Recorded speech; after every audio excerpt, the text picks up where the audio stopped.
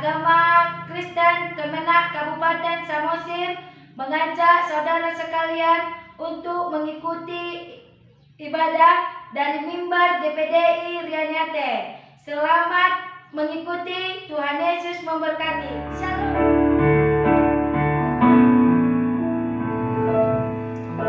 Saat ku masuk ke hadirat-Mu,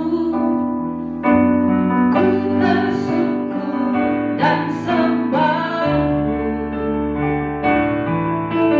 Ku persembahkan korban syukurku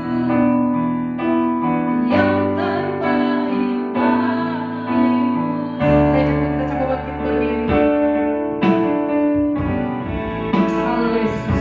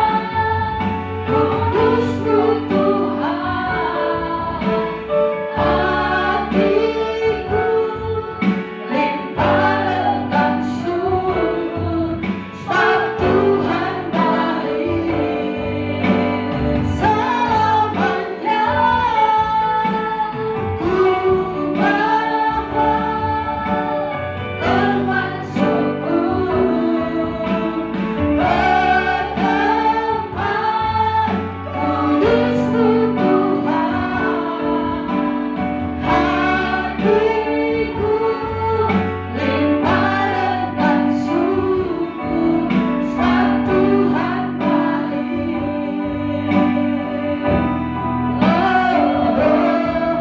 Sebab Tuhan baik. Betapa hati kami berlimpah syukur Tuhan. Kami rindu hadirat Tuhan boleh bekerja dalam setiap pribadi kami. Ambil alih Kau Tuhan, sehingga ibadah kami hari ini benar-benar menyenangkan hati Tuhan. Biar senantiasa lawatan Tuhan boleh bekerja di tempat ini dari awal pertengahan sampai pada akhirnya. Tuhanlah yang hadirkan. Dalam nama Tuhan Yesus kami berdoa dan mengucap syukur. Haleluya.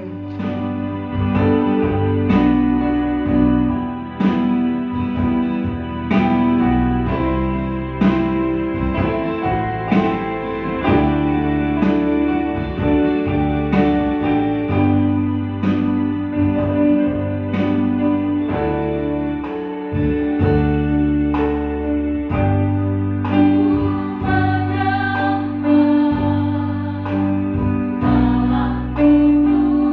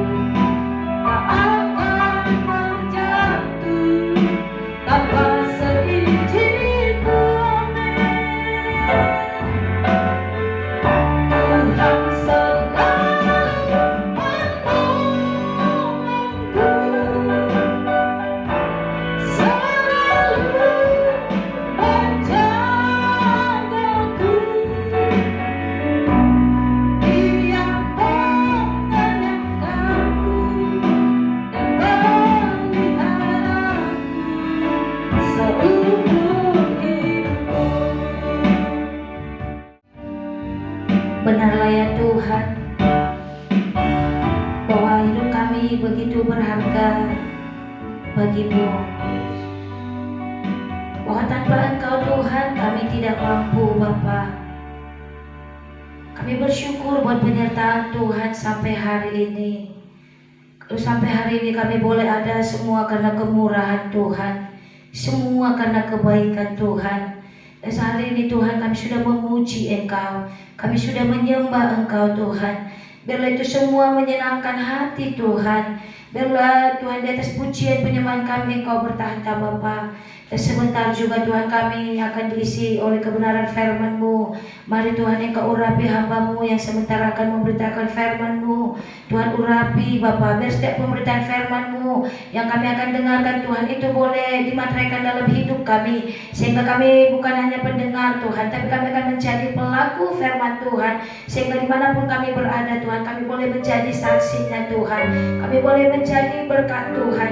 Di tengah-tengah kesulitan, di tengah-tengah keluarga kami Bapa, dimanapun kami berada Tuhan, pakailah kami Bapa, pakailah kami sesuai dengan kehendak-Mu. Dan hari ini Tuhan, secara khusus Bapa, kami penyuluh agama Kristen Kemenak Tuhan akan membawa doa kami Tuhan. Dan hari ini Tuhan kami akan membawa bangsa dan negara kami ke dalam tangan Tuhan. Kami berdoa Bapa buat bangsa Indonesia, bangsa yang kami kasihi Tuhan. Kami berdoa Bapa biarlah lawatan Tuhan terjadi Tuhan. Di tengah-tengah pandemi yang boleh Tuhan boleh izinkan terjadi, kami percaya Tuhan ada rencana Tuhan yang indah. Dan kami percaya Tuhan, kami setiap orang yang mengaku Yesus, setiap orang yang percaya Tuhan tidak akan pernah tinggalkan kami, tapi Engkau akan memelihara kami Bapa. Kami berdoa buat presiden kami, buat pemerintahan kami, wakil presiden kami, bahkan seluruh jajarannya Tuhan. Kami berdoa, kami bersatu hati Tuhan. Tuhanlah yang memakai mereka, Tuhanlah yang memberkati mereka, membawa bangsa kami, bangsa Indonesia untuk lebih lagi Tuhan, untuk boleh lebih dekat lagi kepada Tuhan. Terima kasih Bapa yang baik, dan pujilah nama-Mu Tuhan. Bahkan kami juga berdoa buat seluruh hamba-hamba Tuhan, misionaris, penginjil-penginjil, bahkan seluruh gereja-gereja Tuhan. Bapa yang baik, Tuhanlah yang memakai mereka Bapa, lebih hari lebih dahsyat. Pakai lagi Tuhan setiap hamba-Mu, biarlah urapan Tuhan terjadi, sehingga jiwa-jiwa terjangkau Tuhan, sehingga jiwa-jiwa diberkati, sehingga setiap orang akan mengaku bahwa Yesus adalah Tuhan. Mampukan Bapa seluruh hamba-hamba-Mu, kuatkan seluruh hamba-hamba-Mu Tuhan. Terima kasih Bapa yang baik, bahkan seluruhnya Tuhan. Bahkan kami juga berdoa buat Samosir ini Tuhan, kabupaten kami, biarlah juga Tuhan yang memberkati wakil buat bupati kami bersama dengan wakil bupati.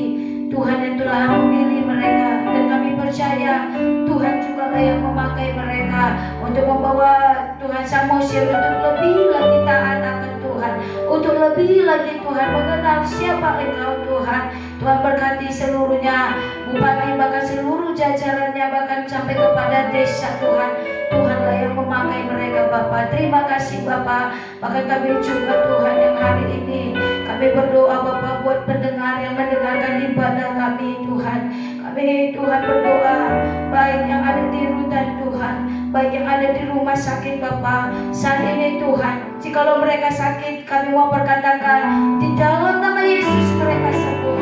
Jika mereka susah, di dalam nama Yesus penghiburan daripada Tuhan terjadi, sehingga lewat apa yang mereka dengarkan, apa yang mereka lihat hari ini, mereka diberkati di dalam nama Yesus, di dalam nama Yesus, dalam nama Yesus. Karena kami tahu Tuhan, hanya nama Yesus yang sanggup menolong Bapa, hanya nama Yesus yang sanggup menghibur mereka Bapa. Yang sakit Tuhan sembuhkan, yang susah Tuhan hiburkan, yang berbeban berat Tuhan beri kelegaan di dalam nama Yesus, di dalam nama Yesus Bapa. Terima kasih Bapa, terima kasih Bapa. Lewat apa yang mereka dengarkan hari ini, lewat ibadah kami Tuhan, mereka akan diberkati, mereka boleh taat lagi Tuhan, mereka lebih lagi Tuhan mendekatkan diri bagi Yesus, mereka boleh lebih lagi percaya dan mengasihi dan cinta akan Tuhan. Terima kasih Bapa yang baik. Kami juga berdoa buat kantor Kementerian Agama pimpinan kami Bapak, bahkan seluruhnya kuatkan si urusan agama Kristen, bahkan seluruh penyuluh agama Kristen Tuhan. Tuhan mampukan kuatkan kami Bapak, untuk kami boleh melangkah bersama Yesus, untuk kami boleh menjadi saksi, untuk kami boleh menjadi berkat. Pakai kami Bapak, beri kami kuasa, beri kami urapan, beri kami Tuhan pengahyuan yang daripada Engkau, sehingga lewat kami penyuluh agama Kristen yang Tuhan telah pilih kami, yang Tuhan telah tempatkan kami, yang Tuhan sediakan bagi kami, desa-desa yang kami bina, bahkan dimanapun kami berada, Tuhanlah yang memakai kami, berikan kami hikmat yang daripada Tuhan. Terima kasih Bapak, karena kami tahu tanpa Tuhan kami tidak mampu, tanpa Tuhan kami tidak sanggup Tuhan menjalani hari-hari kami. Tapi kami menjadi pengakuan kami Bapak, bahwa kami butuh Tuhan dalam hidup kami. Amin. Kami butuh Tuhan dalam setiap pelayanan kami. Kami butuh Engkau Tuhan yang menolong kami Bapak, di tengah-tengah pandemi yang terjadi saat ini Tuhan. Biarkan hati kami, pikiran kami, bahkan Tuhan hati kami hanya tertuju pada Tuhan, hanya tertuju pada Tuhan. Terima kasih Bapak yang baik. Terima kasih Tuhan. Terpujilah nama-Mu, hamba-hamba-Mu Tuhan yang melayani. Tuhan urapi, Tuhan berkati, bahkan secara khusus Tuhan kami berdoa buat desa kami ini, desa Rianyate Tuhan.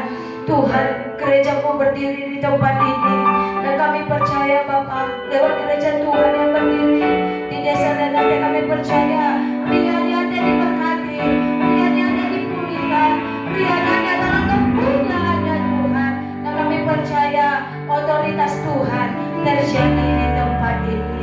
Terpujilah Engkau Tuhan, terpujilah Engkau Tuhan, di dalam nama Yesus. Dan kami siapkan hati kami untuk kami boleh diisi kebenaran firman Tuhan. Dalam nama Yesus kami bersyukur dan berdoa. Haleluya. Amin. Firman Tuhan yang saya bawakan di hari ini adalah yang tertulis dalam Yeremia pasal yang ke-18. Ayat yang pertama sama dengan ayat yang ke-8.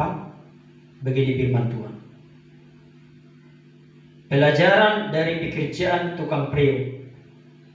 Firman yang datang dari Tuhan kepada Yeremia bunyinya, pergilah dengan segera ke rumah tukang priuk. Di sana aku akan memperdengarkan perkataan-perkataanku kepadamu. Lalu pergilah aku ke rumah tukang priuk, dan kebetulan ia sedang bekerja dengan pelarikan. Apabila bejana yang sedang dibuatnya dari tanah liat di tangannya itu rusak, maka tukang priuk itu mengerjakannya kembali menjadi bejana lain menurut apa yang baik pada pemandangannya. Kemudian datanglah firman Tuhan kepadaku. Bunyinya, masakan aku tidak dapat bertindak kepada kamu seperti tukang priuk ini, hai kaum Israel? Demikian firman Tuhan. Sungguh seperti tanah liat di tangan tukang priuk, demikianlah kamu di tanganku, hai kaum Israel. Ada kalanya aku berkata tentang suatu bangsa dan tentang suatu kerajaan, bahwa aku akan mencabut, merobohkan, dan membinasakannya. Tetapi apabila bangsa yang terhadap siapa aku berkata demikian telah bertobat dari kejahatannya, maka menyesallah aku bahwa aku hendak menjatuhkan malapetaka yang kurancangkan itu terhadap mereka. Saudara-saudara yang dikasihi oleh Tuhan Yesus,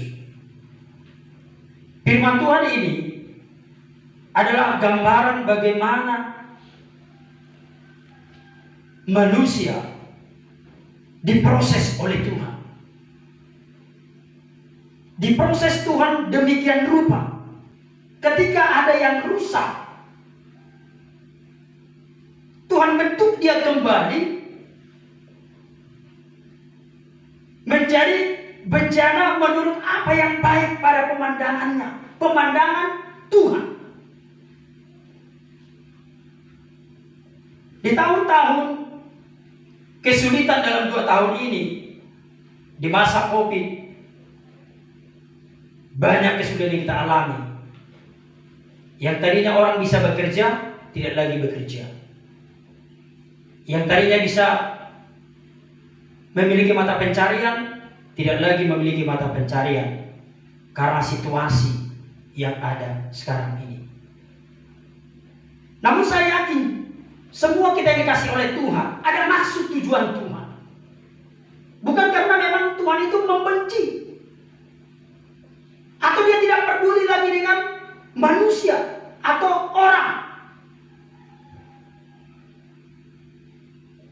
Tapi maksud Tuhan adalah supaya kita kembali lagi kepada Dia. Supaya kita kembali lagi kepada Tuhan. Mungkin selama ini sudah terlalu banyak kita meninggalkan Tuhan. Sudah terlalu banyak kita tidak lagi bersekutu dengan baik dengan Tuhan. Bahkan lupa sekalipun ya tentang Tuhan di dalam diri. Karena kita terlalu sibuk dengan dunia.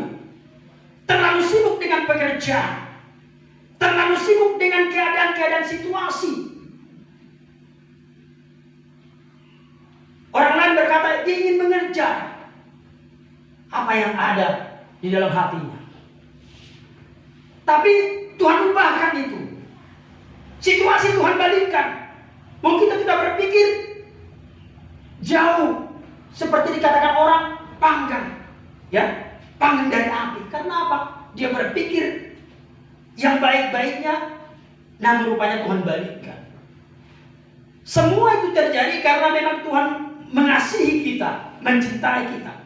Dan saya yakin Tuhan berikan proses itu supaya kita berbalik kepada Tuhan. Menyadari bahwa yang hidup kita yang dahulu itu adalah sangat menyakiti hati Tuhan. Makanya ada proses yang Tuhan berikan kepada kita. Ada yang harus, ujian yang harus kita lewati yang Tuhan berikan kepada kita. Ujian itu banyak, masalah itu banyak, persoalan itu banyak. Sebagai kita manusia, kita tidak bisa meminta kepada Tuhan maunya kita menerima masalah kita yang ringan-ringan saja, yang enteng-enteng saja. Yang menurut kita yang seperti inilah yang bisa kualami atau yang bisa kujalani dengan baik, yang diterima dari Tuhan. Yang sekarang ini tidak bisa saya terima karena saya tidak mampu mengalaminya. Itulah menurut kita. Tapi kalau dalam firman Tuhan, dalam 1 Korintus 10 ayat 13 dikatakan, pencobaan yang kau alami ya tidaklah akan melebihi kekuatanmu. Tidak akan pernah melebihi kekuatanmu. Dan dia akan memberikan solusi jalan keluar. Dan tujuannya adalah supaya orang itu berbalik. Saya teringat dengan Rasul Paulus. Ya, kalau kita baca dalam Kisah Para Rasul pasal yang ke-9, di pasal itulah Paulus mengalami pemanggilan dari Tuhan. Tuhan panggil dia.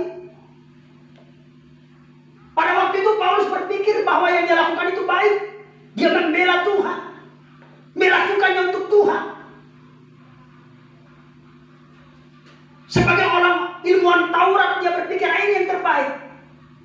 Namun ketika di pasal 9 itu Tuhan katakan, Paulus, mengapa kau menganiaya aku? Langsung Paulus mengetahui selama ini yang dia pikirkan itu rupanya adalah salah di hadapan Tuhan. Tapi karena Tuhan mengasihi Rasul Paulus, akhirnya Tuhan memanggil dia. Tuhan nyatakan panggilan kepadanya untuk berbalik lagi kepada Tuhan. Mungkin kita banyak seperti itu. Selama ini kita berpikir ini jalan yang benar, ini keinginan yang benar, tidak ada salahnya seperti ini. Namun kita tanpa bertanya kepada Tuhan, benarkah ini yang salah atau yang benar Tuhan? Namun selaku kita anak Tuhan, ketika kita salah, Tuhan akan balikan lagi itu. Dan proses luar biasa dialami oleh Rasul Paulus. Makanya di dalam Galatia, kalau kita lihat di dalam Galatia pasal yang kedua, bagaimana Rasul Paulus mengatakan dia menerima proses yang luar biasa dari Tuhan. Bahkan dia tidak diproses di tempat kelahirannya, ya, tapi dia diproses di tempat orang lain. Dalam Galatia pasal yang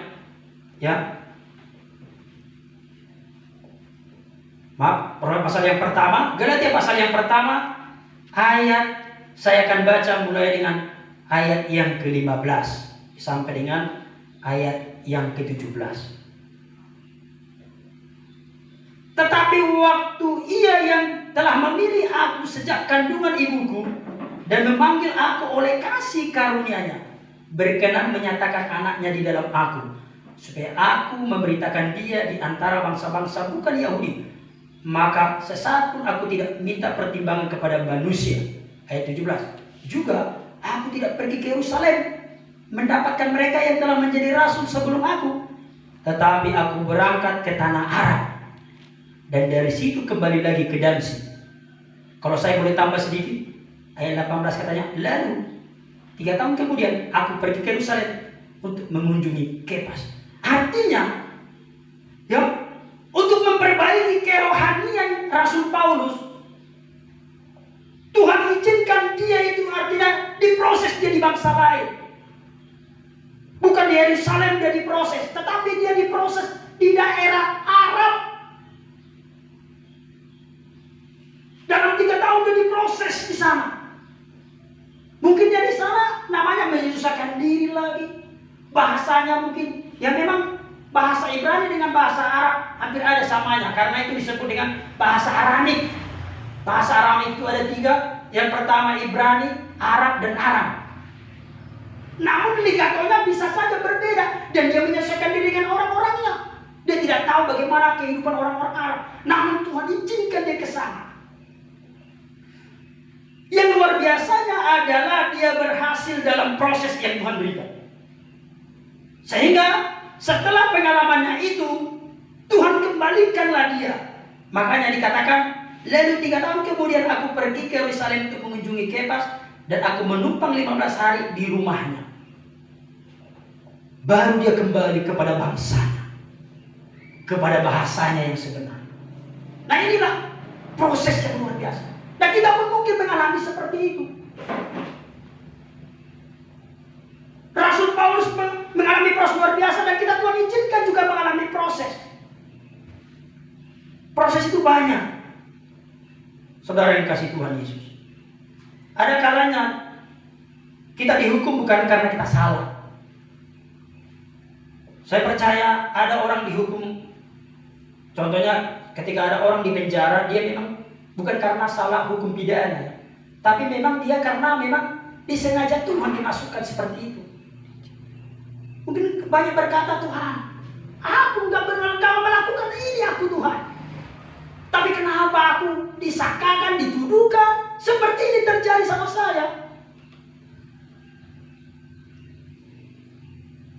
Dan saya katakan, saudara yang kasih Tuhan, Tuhanlah yang menghendaki kamu seperti itu. Supaya apa? Kamu berbalik kepada jalan Tuhan. Mungkin selama ini ketika kau tidak mengalami yang kau alami sekarang, Tuhan sudah menegur, Tuhan sudah mengingatkan, tapi kau tidak berbalik kepada Tuhan. Dan Tuhan tidak punya lagi solusi. Akhirnya ya sudahlah, beginilah jalan dia untuk ke sana. Dan ketika kau mengatakan bahwa itu adalah rencana Tuhan, berarti kau berhasil di proses Tuhan. Amin. Untuk itu, mari kita adalah bejana yang dikehendaki Tuhan.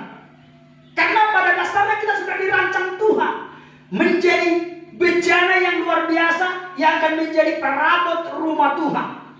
Kalau dalam 2 Timotius 2 ayat 20 sampai dengan 26, ya, ini berbicara tentang perabot rumah. Di Alkitab ini dikatakan memang perabot rumah yang besar. Kita tahu kalau besar itu pasti mewah, ya. Makanya dikatakan di sini nanti dia terbuat juga dari emas katanya, ya. Saya akan bacakan dalam 2 Timotius 2 ayat yang 15. Ya, sampai dengan ayat yang ke-19.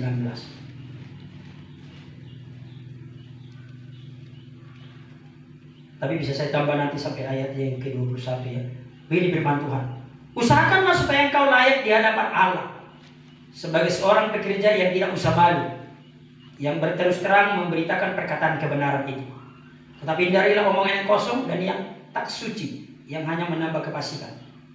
Perkataan mereka menjalar seperti penyakit kanker, di antara mereka termasuk Himeneus dan Filetus, yang telah menyimpang dari kebenaran dengan mengajarkan bahwa kebangkitan kita telah berlangsung, dan dengan demikian merusak iman sebagian orang. 19. Tetapi dasar yang diletakkan Allah itu teguh, dan meterainya ialah Tuhan mengenal siapa kepunyanya, dan setiap orang yang menyebut nama Tuhan hendaklah meninggalkan kejahatan. Ayat 20. Intinya, dalam rumah yang besar bukan hanya terdapat perabot dari emas dan perak, melainkan juga dari kayu dan tanah. Yang pertama dipakai untuk maksud yang mulia, dan yang terakhir untuk maksud yang kurang mulia. Nah, kita di sini diajak melihat dan memilih. Kita mau menjadi perabot rumah yang mulia atau yang tidak mulia. Kalau perabot rumah yang besar yang mulia adalah berarti memang hidupnya adalah terbuat dari emas dan perak. Kalau dalam 1 Korintus 3 itu berbicara hal rohani, hal kehidupan. Kerohanian kita, ya, sesama kita kepada Tuhan, apakah seperti perak ataupun maupun emas. Karena kita tahu bahwa emas dan perak itu adalah logam mulia, berarti fungsinya adalah kepada hal-hal yang mulia, yang menyenangkan Tuhan dan sesama kita. Makanya dikatakan di sini ada juga terbuat dari kayu dan tanah, tapi kayu dan tanah itu bukanlah perabot rumah yang mulia. Jadi ketika panggilan Tuhan itu digenapi Tuhan, dan Tuhan tekan kepada kita, dan Tuhan hukum kita karena kesalahan kita, karena kita menjauh dari itu atau meninggalkan Tuhan, berarti kita mau dijadikan menjadi perabot rumah yang mulia. Menjadi perabot rumah yang mulia.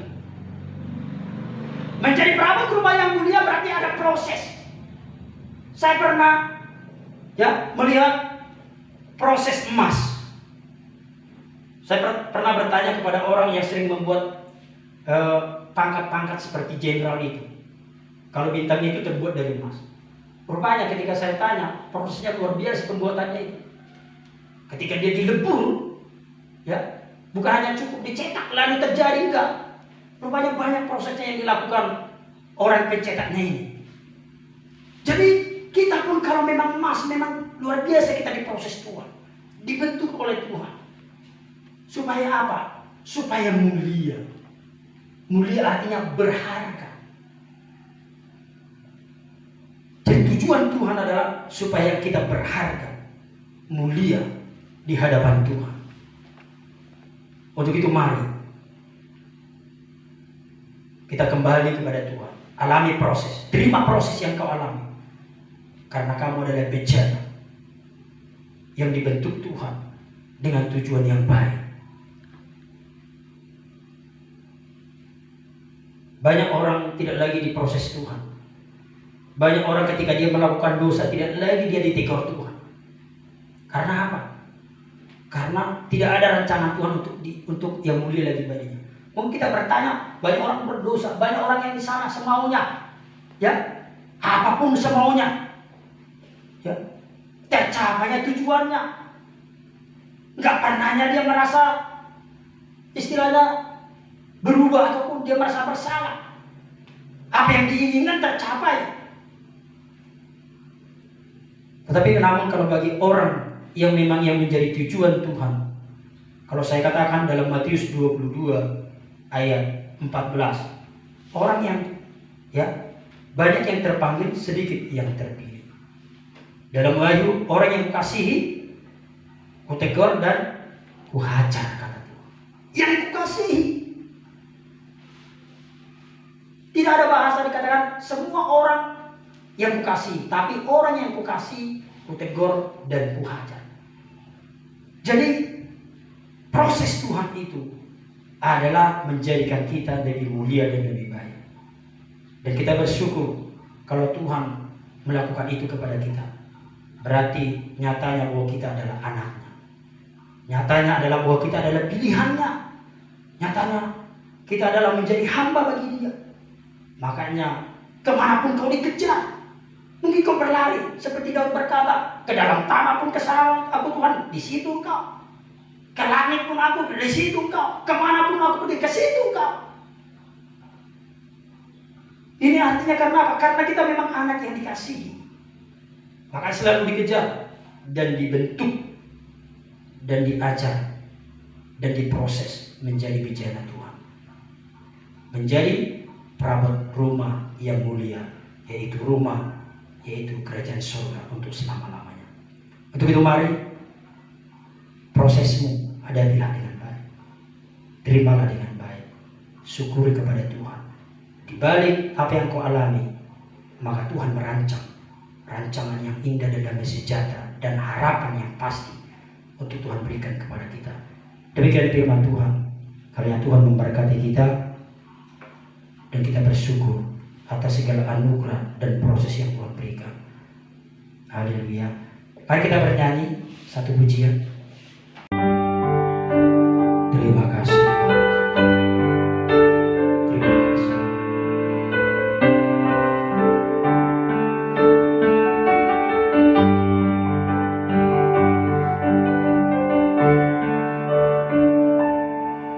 Bagaikan bencana siap dibentuk, demikian hidupku di tanganmu.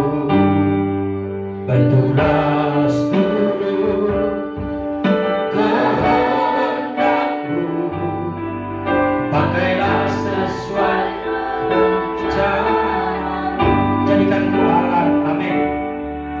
Jadikan ku alat dalam rumahmu.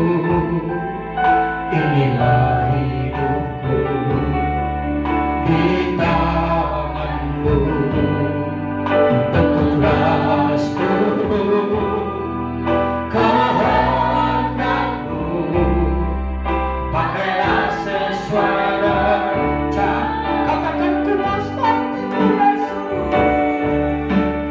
Ku pas seperti Yesus.